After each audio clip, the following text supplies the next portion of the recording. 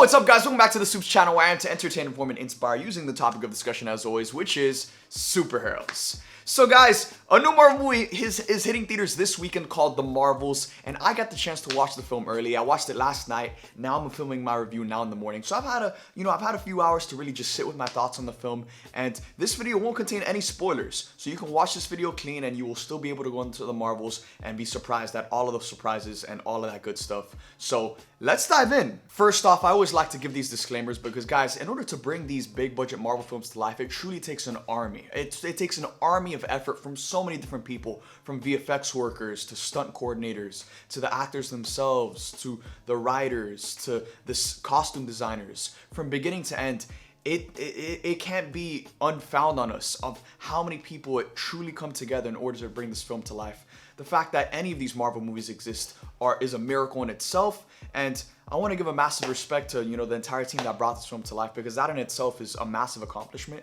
and I hope those people are celebrating. But with that being said, coming from a fan's perspective, us as fans, we want the MCU to continue to improve and be as best as it can possibly be, and that requires us being open and honest and not coming from a place of hate or animosity, but coming from a place of love. So yeah, let's dive into the Marvels. So starting with the positives, Kamala Khan is the MVP of this movie, straight up.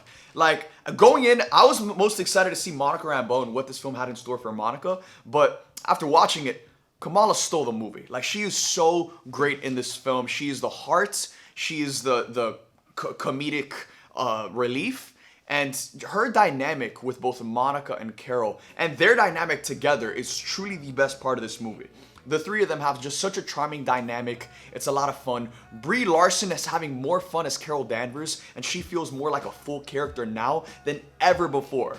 It's night and day from the way Carol is in this movie to the way she was in the first Captain Marvel film. And I think overall, The Marvels is a step up from the first Captain Marvel movie, and that's something I just, that was the bare minimum for me. I was like, if I watch The Marvels and it's better than Captain Marvel 1, that's a win. And not only is Kamala the MVP of this film, but her family is great in it as well. This film is very comedy heavy, and a lot of the comedy that I found myself laughing to was coming straight from Kamala's mom, her dad, her brother.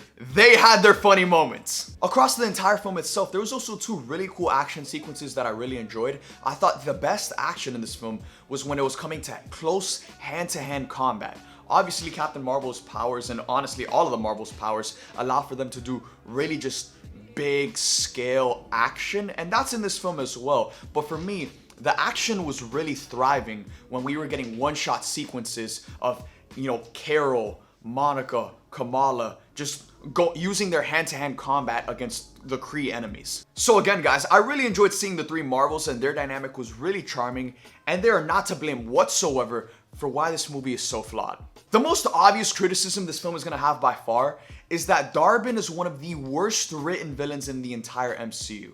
Like, the more I think about it, the lower she goes. I'm talking bottom 5. It's just so extremely bland, cookie cutter, and where this film truly fails is in its messy plot and shallow writing.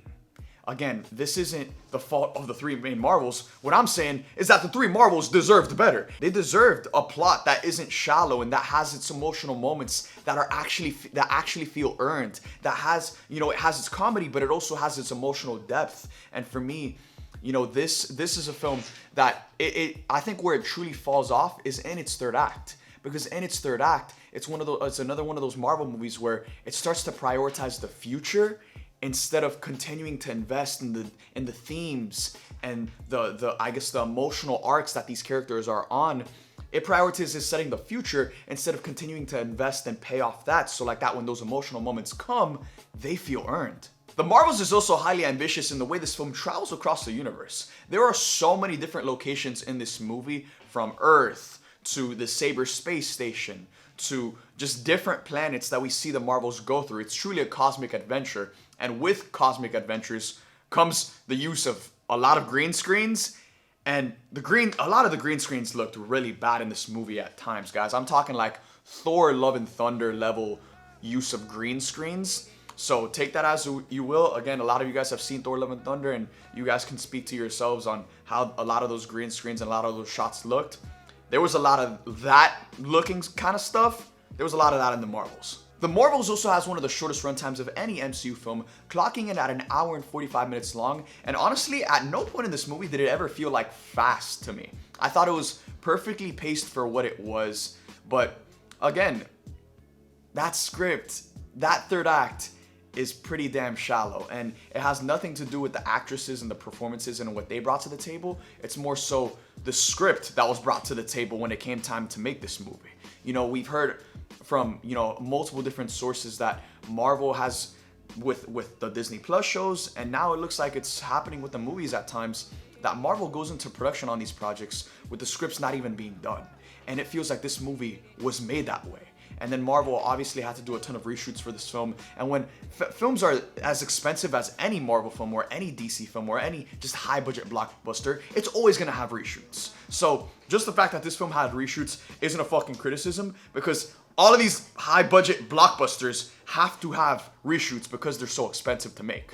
So, but when it came to this film, it felt like Marvel just went into production on this movie with a half-baked script, and then they scrambled at the end to just make something competent, to make something that made sense. And there is a post-credit scene in this film, and the post-credit scene is really exciting. It is really exciting. You know what I'm saying? Like, it gives us something, and it shows us, and it teases something that we've been waiting for a very long time.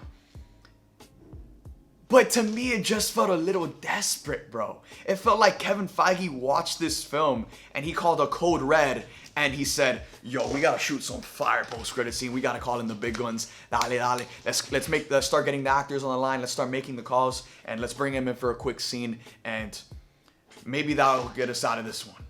And it'll just set up the next one, and then boom. Well, people will forget about the Marvels in a month, 2 months, and maybe that was the intention that they were going for. Because, again, the post-credit scene is really exciting. It sets up something that we've been waiting for a long time. But in a similar way to the way you guys have seen the way they've marketed this film, by, you know, they're marketing the Marvels using Tony Stark, using Steve Rogers, using Thanos, teasing the X-Men. Like, Marvel, this is a desperation heave with the way they marketed the film, and then with the way they inserted that final post-credit scene, which, again, it's exciting, it's hype, I enjoyed it.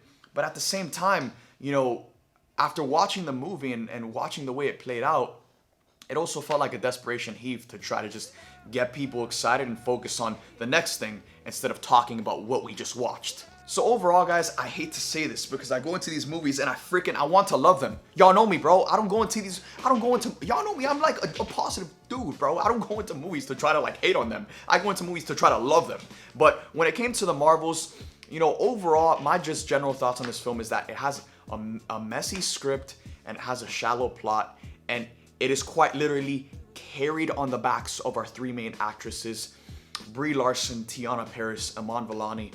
Kamala Khan is the MVP, and she truly shines through more than the other two. But, you know, the actresses and their charisma and their dynamic it's the saving grace of this movie, and I don't even think it saves it because, again, the villain is just so bland and underdeveloped and underwritten, and this film prioritizes, again, setting up the future instead of giving us something great to sit with now in the present.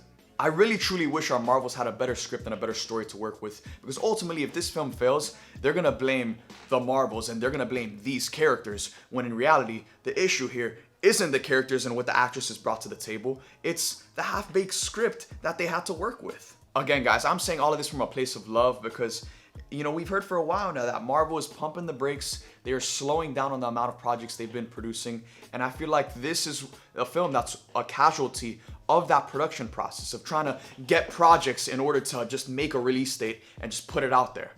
I feel like this film is a casualty of that production process that they've had for quite a while, but now they've obviously pumped the brakes. They're slowing down on the amount of projects they're greenlighting, producing, putting out there on Disney Plus, on the movie side of things as well. So now, hopefully moving forward, man, with whatever the next Marvel movie is and with whatever next Marvel project we get, I really hope Marvel truly just takes their time and doesn't put out a project just to hit a release date and get us excited for, you know, something we're gonna see in a couple years. so like that we can get something truly great in the present and enjoy it and sit with it. Guardians of the Galaxy 3 is a perfect example of that. That was a truly great Marvel film that, you know, reminded a lot of us why we love Marvel and why this universe is so special to us. And that film gave us something great to enjoy in the present while still planting the seeds for there to be more explored in the future. So with that being said, guys, that is my quick just thoughts on the Marvels. If you watch the film, let me know your thoughts in the comment section down below. And again, massive shout out, massive respect to everyone who brought this film to life, because it takes an army to make these films happen in the first place. And anyone who made this film should be damn proud, even if, you know, it's not a perfect film. So with that being said, thank you guys for watching this video. I love you guys. Let me know in the comment section down below. Like this video, subscribe, hit that bell notification on my channel. And with that being said, I'll see you guys next time.